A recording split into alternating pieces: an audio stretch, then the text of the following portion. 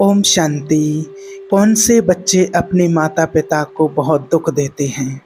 आज दुनिया में ऐसे बहुत संतानें हैं, बहुत बच्चे हैं जो अपने माता पिता को बुढ़ापे में बहुत दुख देते हैं। बुढ़ापे का सहारा ना बन करके उनको बहुत दुख देते हैं, पीड़ा देते हैं।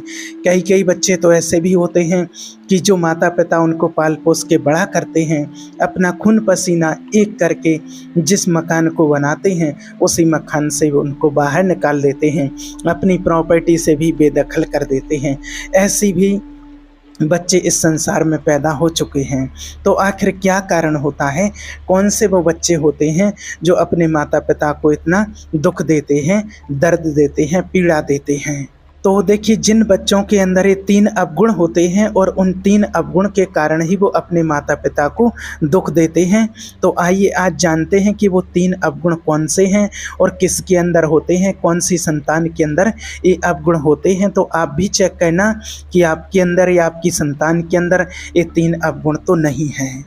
एक बार देवर्षि नारद मुनि संसार का भ्रमण कर रहे थे, तो उन्होंने देखा कि बहुत से बच्चे ऐसे हैं जो अपने माता पिता को बुढ़ापे का सहारा ना बन करके और अपने माता पिता को बहुत दुख दे रहे हैं, कष्ट दे रहे हैं, पीड़ा दे रहे हैं। तो उनके मन में एक प्रश्न आया कि ऐसा क्यों होता है, ये बच्चे अपने माता पिता को दुख क्यों देते हैं। तो इस प्रश्न का जवाब जानने के लिए वो कैलाश पर्वत पर शंकर जी के पास पहुँचे और कहा कि प्रभु मुझे बताइए, ऐसा क्यों होता है इस संसार में कि अपने माता पिता को ही दुख क्यों दे रही हैं संतान। तो शंकर जी ने कहा, आपको इस सवाल का जवाब एक कथा के माध्यम से देते हैं। प्राचीन काल की बात है, एक नगर में एक राजा रहता था जिसकी एक बहुत ही सुंदर कन्या थी और उनकी कन्या का नाम था छाया।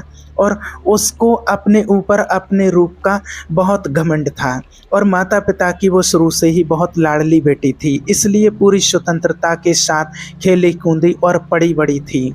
इस बात का भी उसको अभिमान था कि वो एक राजकुमारी है। वह अपने आगे किसी को कुछ नहीं समझती थी, चलते फिरते लोगों का अपमान करती रहती थी।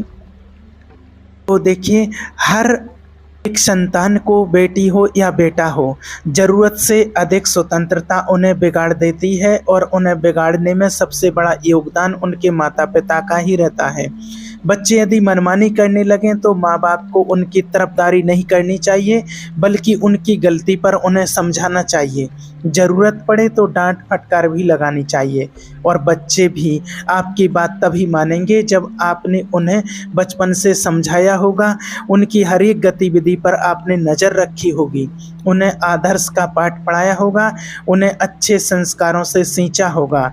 यदि माता पिता ने ऐसा नहीं किया है तो संतान के बड़े होने पर उन्हें दंडित करके भी आप उन्हें नहीं सुधार सकते हैं।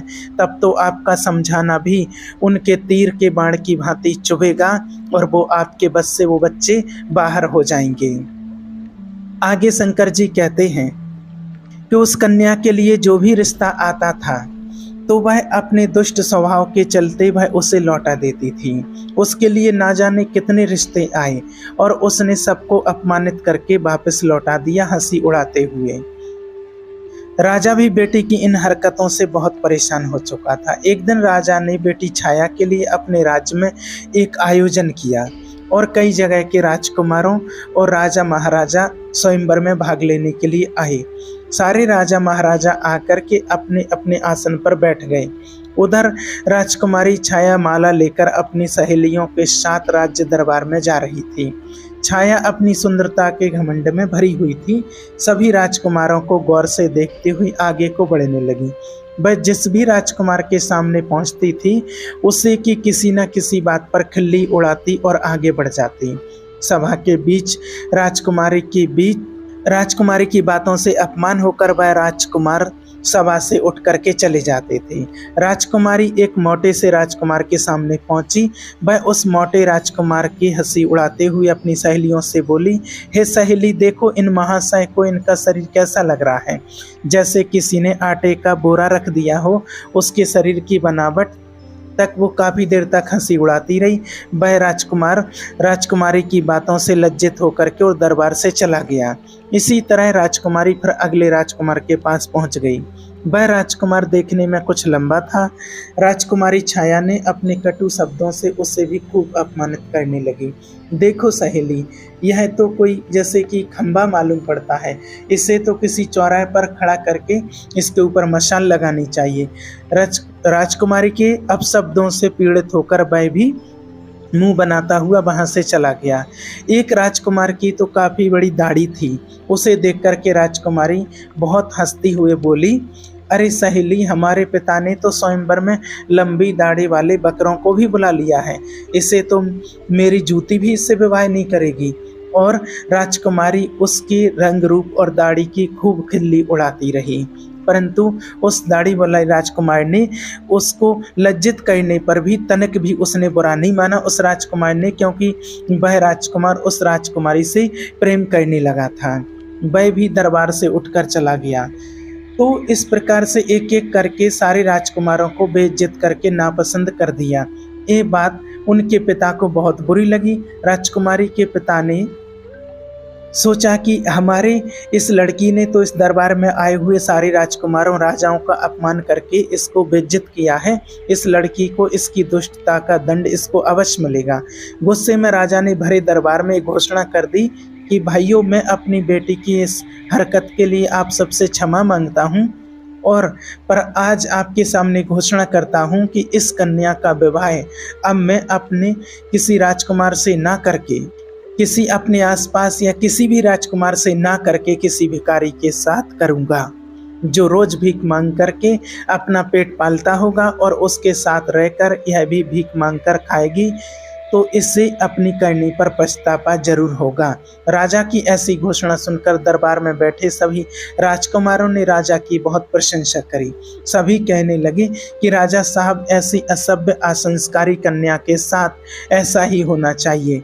इतना कहकर वह सब राजकुमार राजा के दरबार से चले गए। तभी वहां से एक भजन गाता हुआ भिखारी गुजरा। भिखारी की आवाज़ सुनकर राजा ने अपने नौकर को भेजकर उस भिखारी को अपने दरबार में बुला लिया। उस भिखारी की बहुत बुरी दशा थी। मैले कुचले फटे पुराने वस्त्र पहने था, उसके हाथ में एक लठ थी और लंबी सी दाढ़ी थी, और भिखारी राजा के सामने खड़ा हो गया और अपनी मधुर आवाज में कुछ गीत गुनगुनाने लगा। और भिखारी का मधुर गीत सुनकर के राजा बहुत प्रसन्न हुआ। प्रसन्न होकर के राजा ने भिखारी से कहा, हम तुम्हें इनाम के रूप में मैं अपनी बेटी का हाथ तुम्हें सौंप रहा हूँ। आज से ये तुम्हारी पत्नी होगी। तुम इसे अपने साथ ले जाओ और जैसे भी रूखा सूखा बना पड़े इसे खिलाना और स्वयं खाना।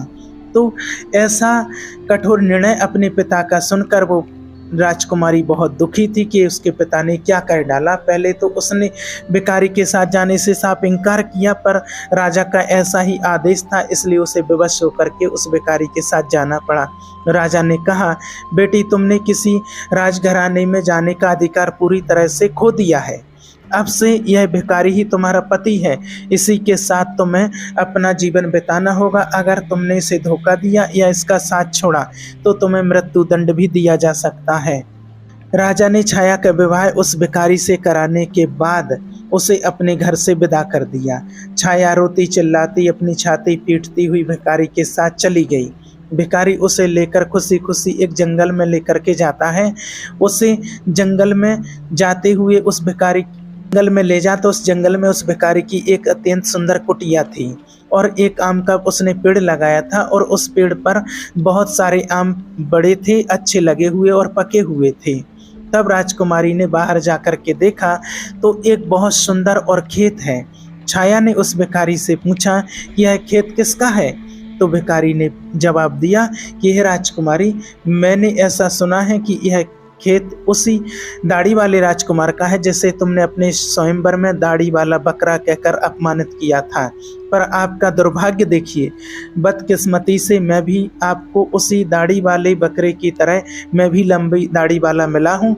अगर तुम उस दाढ़ी वाले से विवाह कर लेती तो आज इस खेत की तुम मालकिन होती, पर अब पछताने से कोई फायदा नहीं है। अब तो तुम्हें मुझ जैसे भिखारी के साथ ही जिंदगी भर रहना है।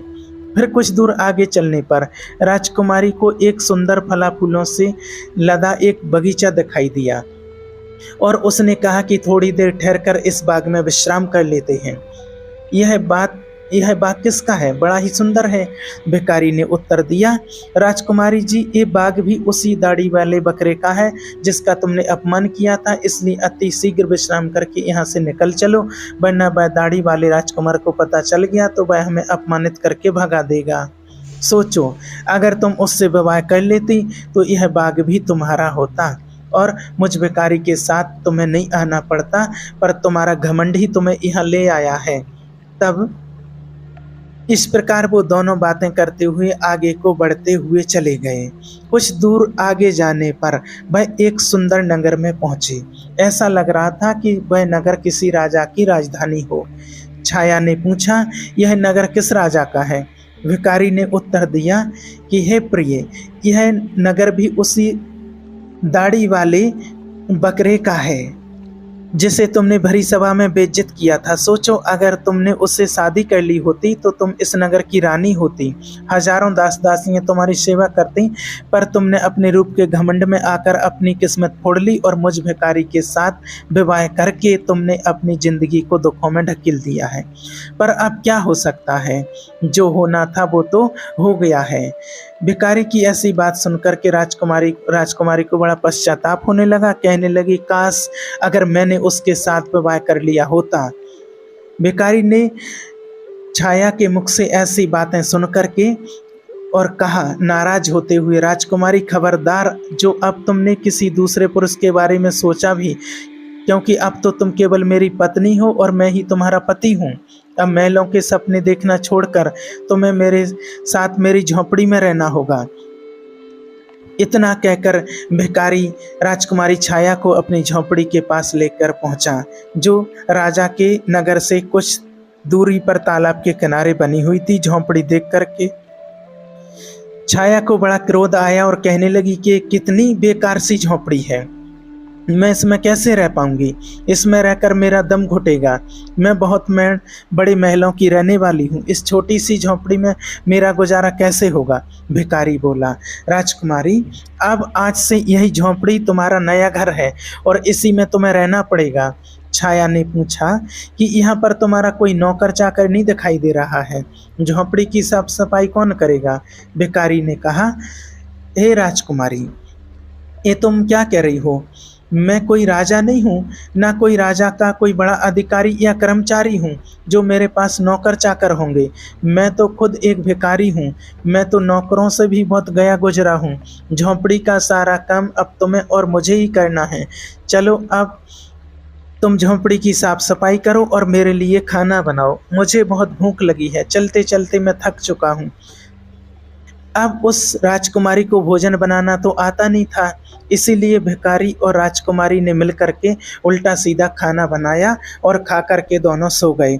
दूसरे दिन भिखारी ने राजकुमारी को जगाया और घर का सारा काम करने को कहा। राजकुमारी पूरे दिन काम करती रही और भिखारी की डांट फटकार सुनती रही। 2-4 दिन इसी तरह से बीत गए। घर में जो कुछ खाने को था वह भी खत्म हो गया। भिखारी बोला, अब देखो प्रिय, खाने को तो कुछ बचा भी नहीं है। जो कुछ मैं मांग करके मैंने रखा था वह सब खत्म हो चुका है। आगे की जीविका चलाने के लिए हमें कुछ काम करना होगा। एक काम करो, मैं तुम्हें इस आम के पेड़ से आम तोड़कर टोकरी में भरकर दे दूंगा। तुम उस आम को बाजार में बेच करके आना। राजकुमारी ने आश्चर्य से कहा, मैं आम बाजार में बेचने जाऊंगी? अगर मुझे किसी ने आम बेचते पहचान लिया तो वह मेरी बहुत हंसी उड़ाएंगे, मुझे बहुत शर्म आएगी। भिखारी बोला, काहे की शर्म? अब तो तुम कोई रानी राजकुमारी नहीं हो, तुम एक भिखारी की पत्नी हो। शर्म तो तुम्हें तब लगती जब तुम उस दाढ़ी वाले की पत्नी होती और वह तुमसे बाजार में आम बेचने को कहता। अब अगर शर्म ही आती है तो भूखी मरो। तो मजबूर होकर राजकुमारी बाजार में आम बेचने चली गई। एक सड़क किनारे आम रखकर बैठ जाती है और दिन भर आम बेचती रहती है। धीरे धीरे उसके आम खूब बिकने लगे। एक दिन की बात है, जब राजकुमारी छाया सड़क पर बैठी आम बेच रही थी, तभी वहाँ पर एक राजा का मंत्री आता है और उसने लात मार करके सारे आम उसके इधर उधर फैला देता है और कहता है खबरदार, जो रास्ता घेर कर आम लगाए। तो उसके बहुत सारे आम फूट भी गए थे और उसका बहुत नुकसान हो गया था। राजकुमारी को बड़ा दुख हुआ। उसने सारी बात झोंपड़ी में आकर भिखारी को बताई कि आज एक राजा के सिपाही ने उसके आम पर लात मारकर फोड़ डाले। भिखारी ने कहा, तुम बिल्कुल पागल हो। अगर तुम बीच रास्ते में घिर करके दुकान लगाओगी तो सिपाही तो आम फोड़ेगा ही। तुम्हारी वजह से राहगीरों को निकलने में तकलीफ हो रही होगी। अब तुमसे यह भी काम ठीक से नहीं होगा। तुम्हें कोई काम बताओ तो तुमसे कोई काम होता ही नहीं है। अब मैं जा रहा हूँ और तुम्हारे लिए कोई और काम तलाश कर आता हूँ। भिखारी गया और राजा के एक बड़े अधिकारी के यहाँ रसोइये का काम तलाश आया और छाया से कहा कि मैंने तुम्हारे काम की व्यवस्था कर दी है। कल से तुम राज्य कर्मचारी के यहाँ जाया करोगी और वहाँ रसोइये के साथ मिलकर के खाना बनाना है। वहाँ से हमें खाने के लिए अच्छा सा भोजन भी मिलता रहेगा। तो इस प्रकार से वो घमंडी राजकुमारी रसोइये की मददगार बन के काम करने लगी। मैं सुबह से शाम तक काम करती और रात को बचा हुआ खाना घर ले आती। इस तरह दोनों की जिंदगी अब कुछ सुकून से कटने लगी थी। एक दिन की बात है, छाया रसोई में काम कर रही थी। तभी उसने खिड़की से झांक करके देखा तो वहाँ राजा के महल में कुछ उत्सव होने वाला था। पूरा राजमहल सजाया हुआ था। बड़े बड़े मेहमान आ रहे थे। नौकर चाकर उनका स्वागत कर रहे थे। महल में बड़ी धूमधाम थी। वह राजकुमारी सब कुछ देखकर अपनी किस्मत को कोस रही थी। अपनी किस्मत पर आंसू बहा रही थी और सोच रही थी कि काश मैं भी इतनी घमंडी नहीं होती तो मुझे यह दिन देखने को नहीं मिलता। वह वहाँ खड़ी खड़ी सोच रही थी। तभी वहाँ दो दासियाँ आती हैं और कुछ खाने का सामान उसकी टोकरी में रखकर चली जाती हैं। राजकुमारी टोकरी को लेकर अपने घर को लौटने लगी। अभी वह दरवाजे से निकले ही थी कि वहाँ से एक राजसी पोशाक पहने हुए एक पुरुष ने आकर उसे रोक लिया। देखने में वह वहाँ का राजा महाराजा सा मालूम पड़ रहा था। राजकुमारी ने जब उसके चेहरे को देखा तो वह डर के मारे कांपने लगी, क्योंकि वह राजा वही था जिसको राजकुमारी ने अपने यहाँ दाढ़ी वाला बकरा कह करके अपमानित किया था। राजा ने राजकुमारी से कुछ नहीं कहा, बल्कि वह उसका हाथ पकड़ करके दरबार में लेकर के पहुंचा, जहां पर तमाम मेहमान लोग बैठे हुए थे। वहां की भव्यता को देख करके घबराहट में राजकुमारी के हाथ पैर कांपने लगे और उसके हाथ से टोकरी छूटकर जमीन पर गिर पड़ी। टोकरी में रखा हुआ खाना जमीन पर गिरकर इधर उधर बिखर गया। राजकुमारी बहुत उदास हो गई। दरबार में बैठे मेहमान बहुत जोर जोर से हंसने लगे अपने ऊपर। सबको हंसता हुआ देखकर छाया घुटन से मरी जा रही थी। उसे ऐसा लग रहा था कि अभी की अभी धरती फट जाए और मैं उसमें समा जाऊं। उसने राजा से अपना हाथ छुड़ाया और वहां से भाग जाना चाहती थी। राजा ने उसे रोकते हुए कहा, राजकुमारी घबराओ मत, तुम्हारे साथ यहाँ कोई अभद्रता का व्यवहार नहीं होगा, बल्कि तुम्हें मैं यहाँ सम्मानित करने के लिए लाया हूँ। मैं वही तुम्हारा भिखारी पति हूँ जो तुम्हारे साथ झोंपड़ी में रहता था, और मैं वही सिपाही हूँ जिसने तुम्हारे आम को फोड़े थे। मैं ही यहाँ का राजा हूँ और वही दाढ़ी वाला बकरा हूँ। मैंने तुम्हारे साथ भिखारी बनकर विवाह इसलिए किया था क्योंकि मैं तुम्हें चाहता था, और तुम्हारे पिता की प्रतिज्ञा को ध्यान में रखते हुए मुझे भिखारी की वेशभूषा बनानी पड़ी। मैंने भिखारी बनकर तो तुमसे विवाह कर लिया। अब तुम्हारा घमंड भी नष्ट हो चुका है। इतने सारे मेहमान हमारे स्वागत में आए हैं। अब मैं तुमसे सम्मान पूर्वक विवाह करूंगा। फिर ये सुनकर उस राजकुमारी को बड़ी प्रसन्नता हुई। खुशी में उसकी आंखें आंसुओं से भर गईं। अब तो दासियां आईं और उसे दुल्हन के नए वस्त्र में सजा कर के लाई। दरबार में छाया के माता पिता भी मौजूद थे। सबने राजकुमारी को खूब आशीर्वाद दिया और राजा के साथ समस्त मेहमानों की उपस्थिति में उसका विवाह हुआ। उसका सारा गुरूर उतर चुका था। वह पूरी तरह से बदल चुकी थी। उसने जिंदगी जीने का तरीका सीख लिया था। तब शंकर जी देवऋषि से कहते हैं कि मनुष्य अति सुख सुविधा में पल करके मनुष्य उन अनुभवों से, उन संस्कारों से अपरिचित रह जाता है जो उसके जीवन में आगे बहुत कष्टदायी होते हैं। इसलिए मनुष्य को कभी किसी बात का घमंड नहीं करना चाहिए। ईश्वर जब आपको किसी एक गुण से संपन्न बनाता है तो बाकी कुछ कमियां भी हम में रह जाती हैं, ताकि तुम्हें कभी किसी चीज़ का अभिमान हो तो उसका सबक भी आपको मिल सके। परमात्मा भी हमें यही शिक्षा देते हैं कि जो भी हमारे पास है उसका कभी घमंड और गुरूर नहीं करना चाहिए। तो जिन माता पिता की औलाद अपने मनमानी करती है तथा अपने माता पिता का अपमान करते हैं और उनकी बात को नहीं मानते हैं, ऐसी औलादें सदैव मुसीबत से घिरे रहती हैं। इसलिए सदैव ध्यान रहे कि कोई भी बच्चे अपनी मनमानी ना करें और अपने माता पिता का कभी अपमान ना करें। अगर जो अपनी मनचाही, जिसके अंदर ये 3 अवगुण होते हैं, जो अपने मनचाहे मनमानी करते हैं, दूसरा अपने माता पिता का अपमान करते हैं और अपने माता पिता की बात को नहीं मानते हैं, जिसमें ये 3 अवगुण होते हैं, वो हमेशा मुसीबत से घिरे हुए रहते हैं। इसलिए हमें कभी मनमानी नहीं करना चाहिए, अपने माता पिता का कभी भी अपमान नहीं करना चाहिए। माता पिता की अच्छी शिक्षा और संस्कारों को अपने जीवन में धारण करके आशीर्वाद स्वरूप समझ करके और अपने जीवन में आगे बढ़ते रहना चाहिए। जो कुछ भी है हमारे पास उसका कभी भी घमंड नहीं करना चाहिए। ओम शांति।